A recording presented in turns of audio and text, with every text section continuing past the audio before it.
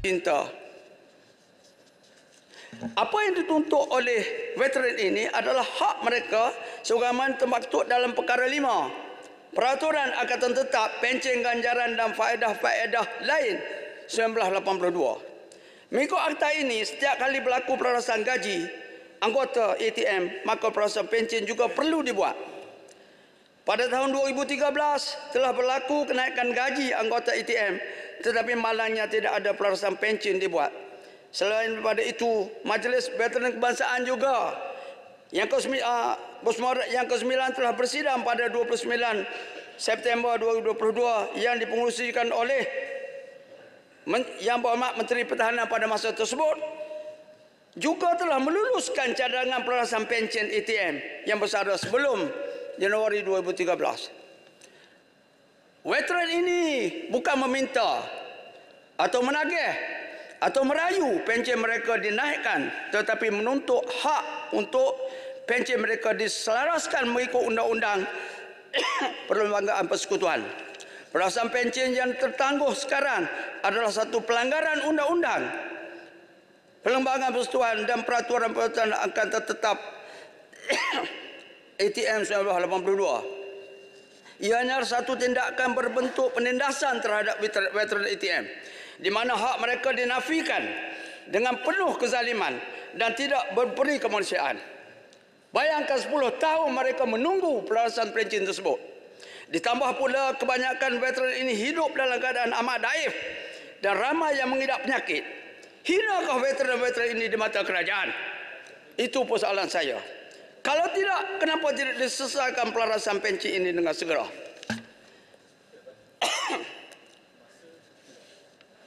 Timbalan yang dipertua.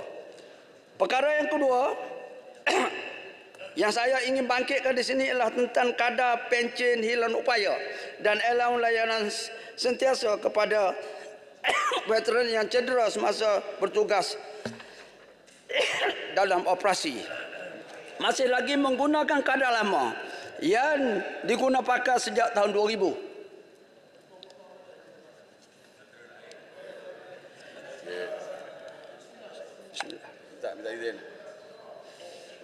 Tak izin hari tua.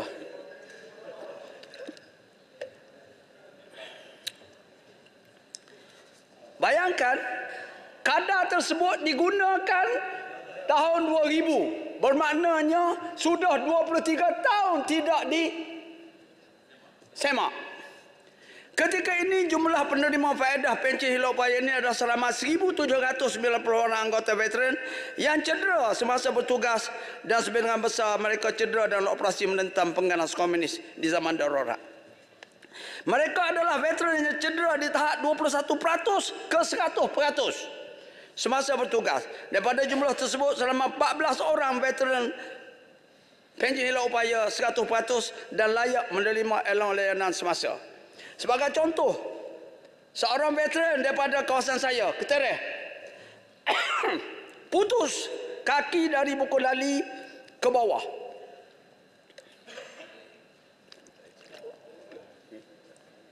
Terpijak jalan kaki sama di Gubir, Sik, Kedah pada tahun 1976.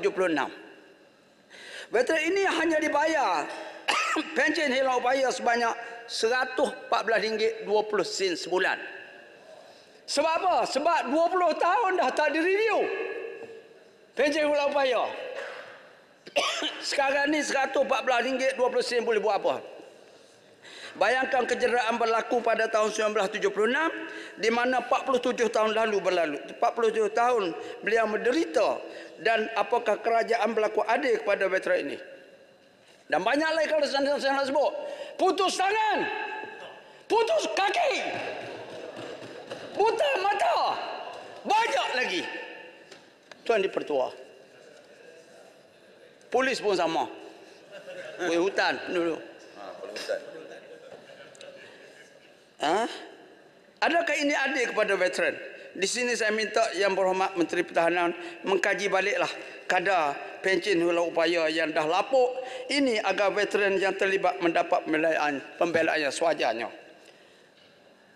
Tuan Timbalan Yang Pertua, perkara yang ketiga, perkara akhir yang saya nak bentangkan di sini adalah tentang bantuan sara hidup sebanyak RM300 sebulan kepada veteran yang tidak berpencen dan juga veteran pencen yang dalam keadaan daif yang berumur 60 tahun ke atas bagaimana yang diumumkan oleh Yang Berhormat Menteri Kewangan.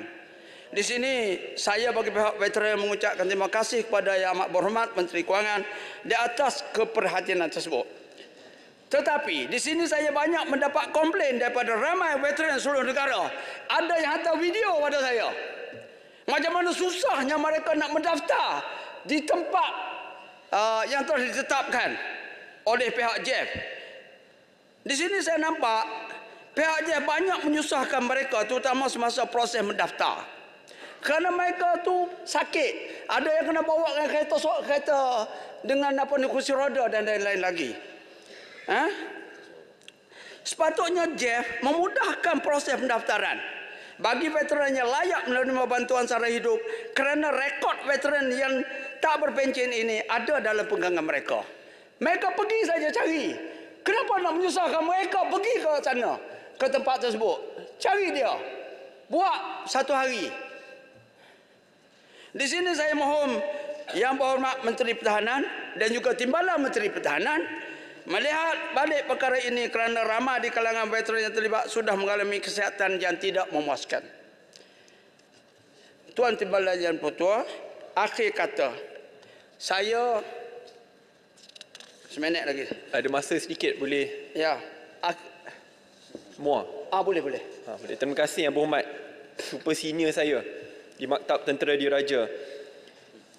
Veteran rugi RM4 bilion kerana ketirisan, rasuah dan ketidakcekapan. RM2 bilion melalui bailout boosted plantation dan tambahan lagi RM2 bilion apabila projek LCS yang tertangguh daripada 9 bilion jadi 11 bilion dengan pengurangan 6 ke 5 kapal. Bukankah lebih baik jikalau RM4 bilion ini didedikasikan untuk pelarasan gaji veteran yang telah kerap sekali dibangkitkan oleh Yang Berhormat Ketirih? Bukankah lebih baik RM4 bilion ini dibelanjakan sebegitu? Terima kasih. Saya sangat setuju dengan apa yang diucapkan oleh Ahli Parlimen MUA dan masukkan dalam ucapan saya. It's more than enough. Akhir kata, saya mewakili seluruh veteran ATM meminta Yang Berhormat Menteri Pertahanan, Timbalan Menteri Pertahanan dan Yang Amat Berhormat Menteri Kewangan agar menyelesaikan hutang kerajaan kepada veteran yang berpencen sebelum 1 Januari 2013 dengan segera. Saya juga ingin mengingatkan kerajaan bahawa kami veteran bukan pengemis jalanan. Kami juga ada maruah diri dan jangan layan kami seperti peminta sedekah. Baru-baru ini saya bangkitkan isu peruntukan kepada ahli parlimen pembangkang, kepada Yang Amat Tambun demi keadilan kepada semua ahli parlimen pembangkang. Tetapi apa yang berlaku selepas itu adalah saya dihina, dicaci, dicela oleh pihak yang pelbagai pihak. Saya terima WhatsApp macam-macam. Kalau tak ada duit, jangan jadi ahli parlimen. Adakah ini betul? Adakah perbuatan ini salah hingga mengundang pelbagai cacian? Saya tidak pernah menyalahgunakan harta rakyat dan tidak juga mencuri duit rakyat. Saya hanya menjadi tentera 40 tahun, ambil pencen saja. Tapi sekadar memohon daripada kerajaan agar berlaku adil kepada wakil rakyat pembangkang. Mulai hari ini saya bertekad dan akan memfokuskan perjuangan saya kepada hak veteran ATM dan rakyat sahaja, terutama di Parlimen Ketirih. Saya juga berikrar akan taat setia kepada pimpinan Perikatan Nasional demi memperjuangkan isu-isu veteran dan permasalahan yang dihadapi. Yang Berhormat, bagi Kulung. Landing. Sebagai bekas tentera yang telah berkhidmat selama 40 tahun, sudah tentu banyak perkara-perkara yang diajar kepada saya, terutama bidang disiplin, kepimpinan, taat setia kepada raja dan negara, dan cinta pada tanah air. Saya dilatih dalam pelbagai bidang, terutama strategi dan pertahanan, hubungan antarabangsa, dan penugasan-penugasan perisikan.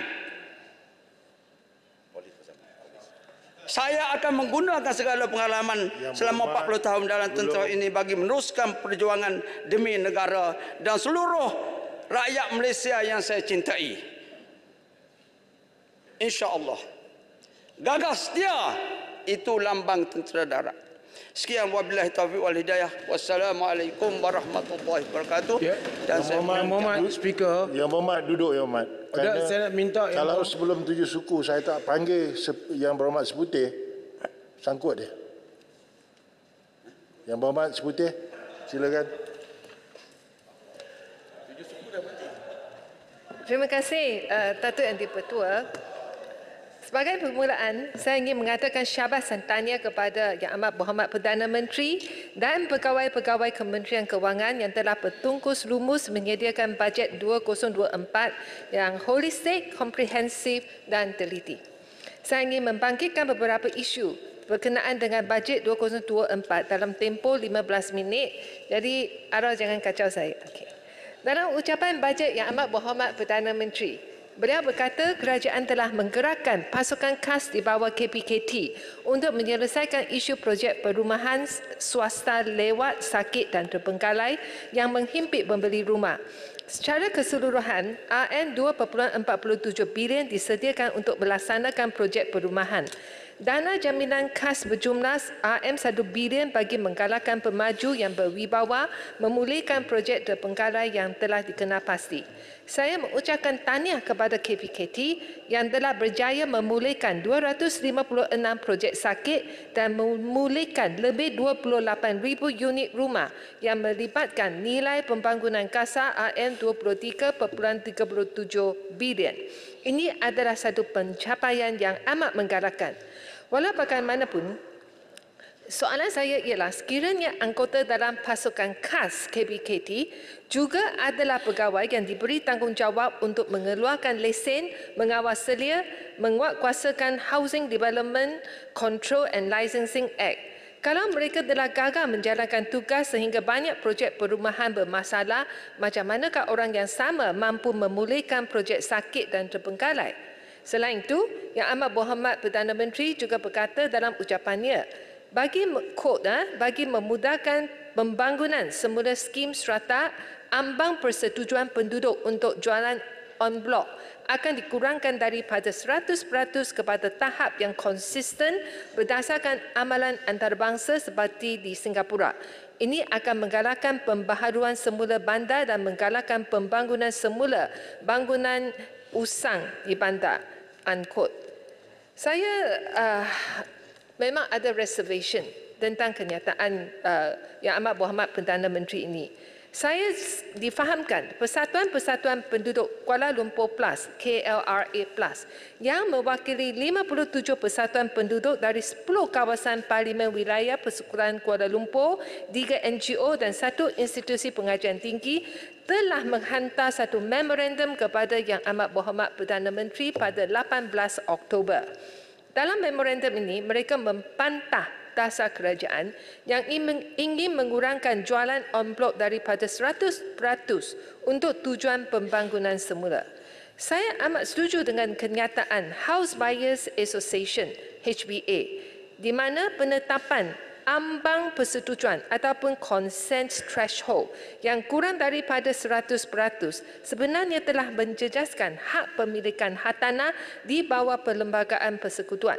Setiap rancangan untuk pembaharuan mesti mendapat persetujuan daripada setiap pemilik rumah ataupun unit dalam satu kawasan perumahan ataupun dalam satu rumah bangsa. Datuk Yang di-Pertua, saya difahamkan KPKT akan membentangkan undang-undang pembangunan semula di Parlimen. Saya berharap undang-undang ini bukan satu lagi penjualan en bloc strata secara paksaan.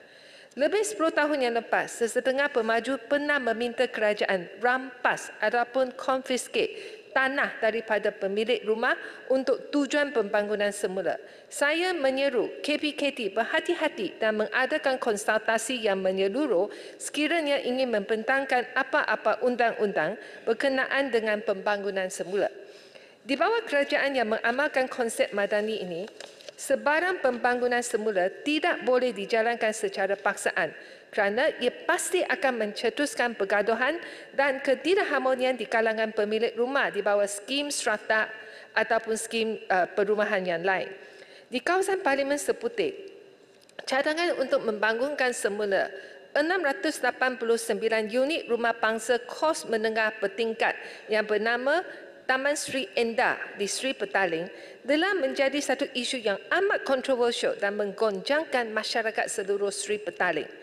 Di bawah cadangan ini, pemaju akan membina 3,605 unit rumah di 4 blok bangunan kondominium yang mempunyai 54 tingkat di tapak yang berkeluasan 4.6 hektar di bawah projek pembangunan semula.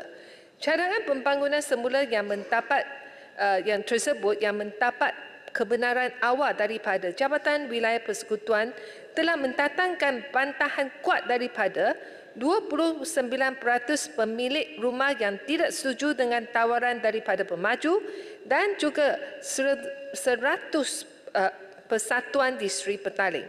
Protes beramai-ramai telah diadakan oleh penduduk di Sri Petaling.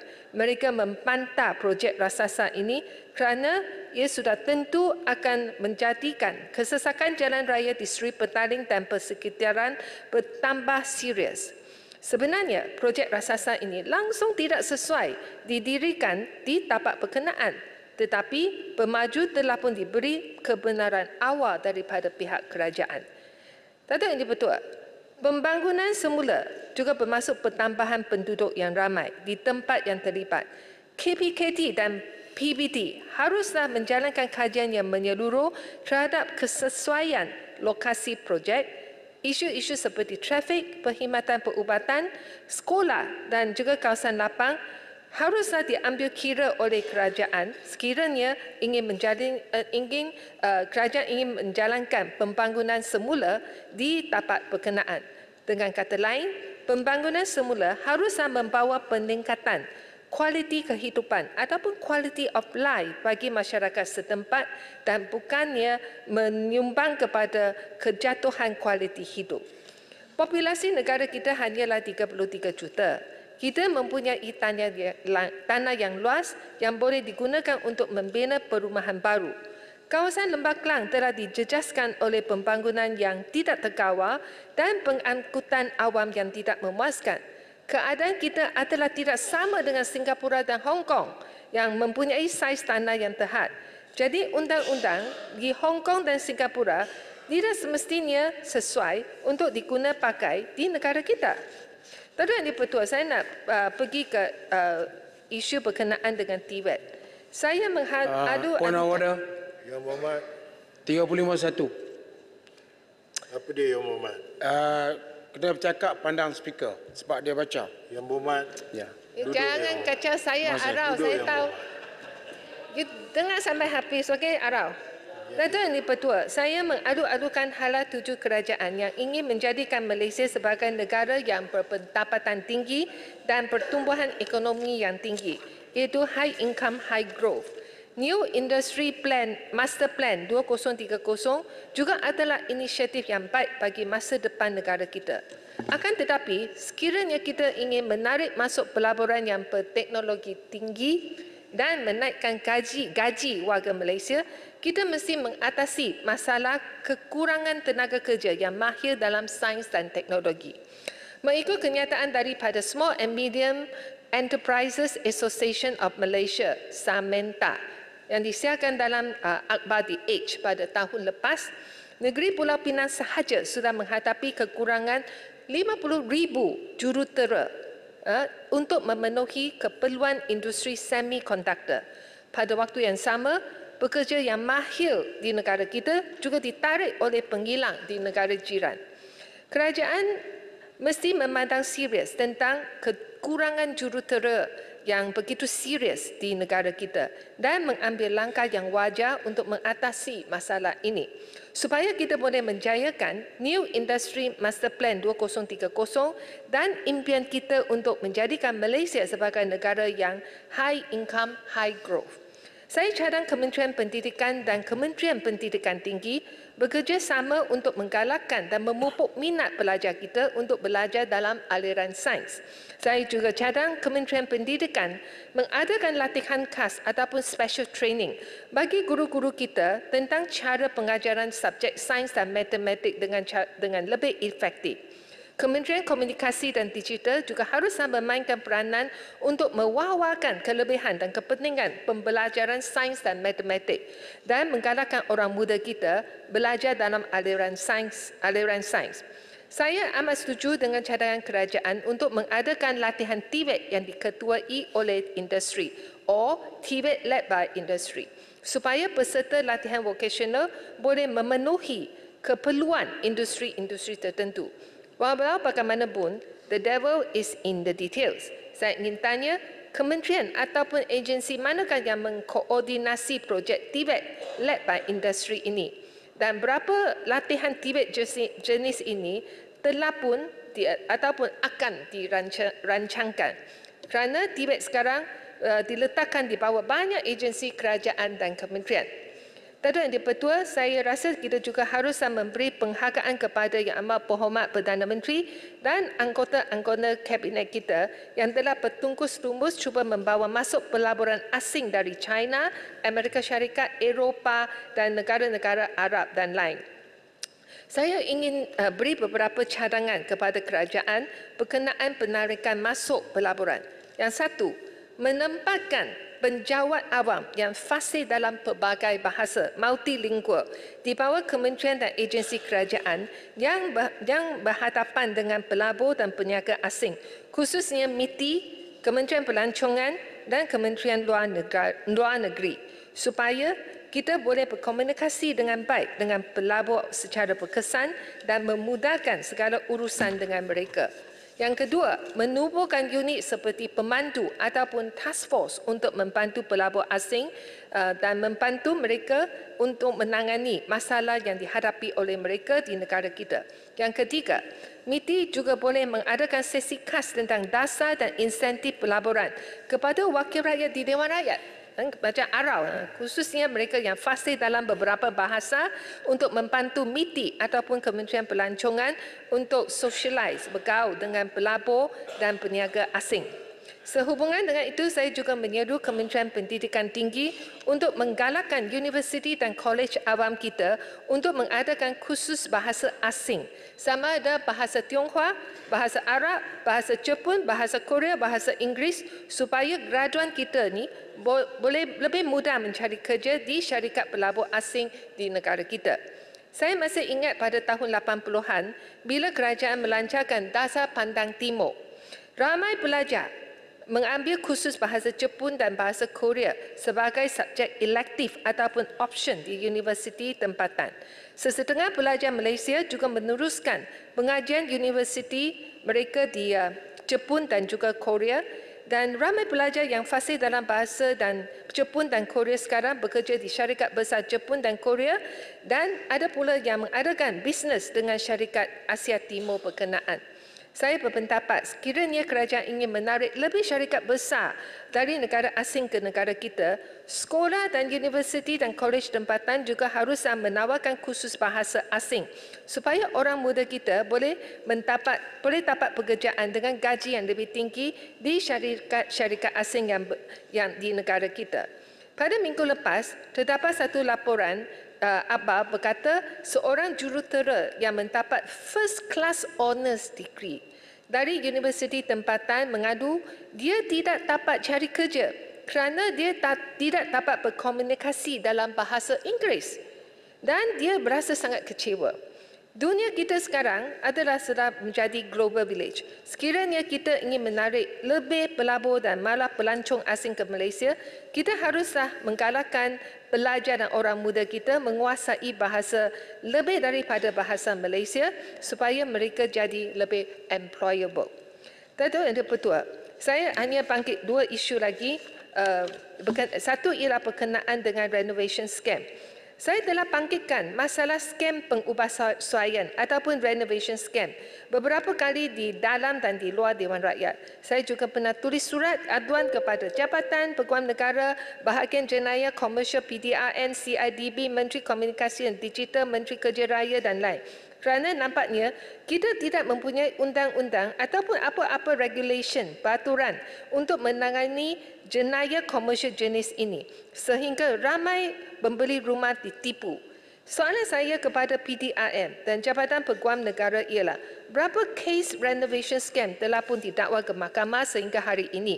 Saya difahamkan CIDB telah panggil beberapa agensi kerajaan membincangkan jenayah jenis ini. Apakah rancangan kerajaan untuk menangani kes skam pengubahsuaian ini? Yang kedua ialah bajet kita telah menunjukkan, negara kita menunjukkan halat tuju ke arah penjagaan alam sekitar dan menangani perubahan iklim. Semasa saya pegang jawatan Menteri Industri Utama, saya telah melancarkan kempen biodiesel B20. Pada tahun 2020, Kementerian Kewangan telah setuju untuk memberi 300 juta ringgit untuk menaik taraf fasiliti depo di beberapa tempat di seluruh Malaysia supaya B20 biodiesel boleh digunakan di seluruh negara. Penggunaan biodiesel akan mengurangkan karbon di udara dan juga menyumbang kepada peningkatan harga minyak sawit kita. Saya ingin tanya Kementerian Perdagangan dan Komoditi, apa berlaku pada projek B20 ini sekarang? Saya tak baca ini dalam ucapan bajet dan juga dalam buku bajet. Kenapakah kementerian tidak meneruskan program B20 ini memandangkan ia adalah ada bermanfaat kepada industri sawit dan juga baik juga untuk alam sekitar kita? Saya terima kasih kepada Yang di-Pertua kerana memberi peluang kepada saya sebagai penceramah yang ahli parlimen yang berucap last kali dalam pada hari ini. Saya berharap yang semua persoalan ini dapat dijawab dengan baik oleh kementerian. Sekian, terima kasih. Terima kasih. Tuan Yang di-Pertua. Tuan Yang di-Pertua. Ya, Yang Berhormat. Sedikit cadangan kepada 12.3. Ya. Pelanjutan masa sebab sekejap tadi bahas yang dibuat oleh Seputih dah melebihi 15 minit. Jadi saya cadangkan supaya hari Senin nanti dibuat sehingga selesai urusan. Baik. Jangan buat time pukul 7. Lebih baik. Kalau tidak dah melapasi 15 minit, sepatut dah tak sah dah perbahasan. Baik, faham Yang Berhormat. Terima kasih. Yang Berhormat, kalau ikut peraturan 12.3, boleh saya boleh lanjutkan 15 minit. Daripada tarikh 7, pukul 7. Daripada pukul 7, Ya. saya boleh lanjutkan 15 minit. Ya, ini dah lebih. Faham? Bagi saya jelaskan lagi. Mengikut peraturan 99, 99A dan 100 dan 43, apa-apa keputusan saya tidak di akhirnya tidak melanggar apa-apa syarat. Yang Berhormat besok pun dulu bekas yang melaksanakan undang kan mengadili ada safe clause. Faham? Baik. Sebentar. Apakah ahli duduk Yang Berhormat? Speaker adakah mempunyai kuasa mutlak yang begitu hebat sehingga tidak boleh ditanya, Yang Berhormat? Yang Berhormat. Ini bukan untuk Yang Berhormat, yang lain. Yang Berhormat. Okey. Yang Berhormat, very good. Yang Berhormat, Ya. bila saya duduk, segala kuasa speaker ada tangan saya. Kuasa mutlak lah. Terima Kuasa kasih. mutlak. Nak bagi tahu ya? Okey. Tapi walau bagaimanapun, saya ada option untuk menyerahkan final say kepada speaker. Itu sebab bila saya buat ruling hari itu, saya bagi option. Dalam mahkamah pun, appeal. Tapi dalam parlimen, appeal akhirnya dengan speaker. Baik. Ahli-ahli yang berhormat, mesyuarat Dewan hari ini ditangguh sehingga jam 10 pagi hari Isnin 23 Oktober 2023.